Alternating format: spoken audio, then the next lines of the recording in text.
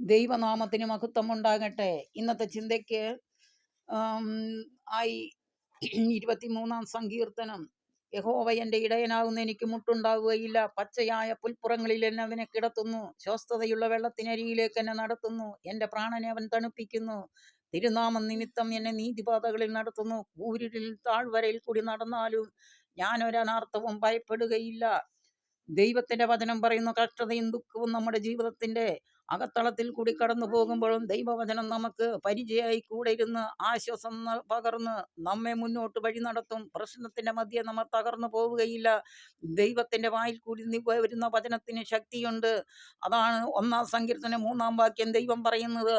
അവൻ ആറ്റിരികത്ത് നട്ടിരിക്കുന്നതും തക്ക കാലത്ത് ഫലം കായ്ക്കുന്നു, ഇലവാടത്തുമായ വൃക്ഷം പോലിരിക്കും. അവൻ ചെയ്യുന്നതൊക്കെയും സാധിക്കും.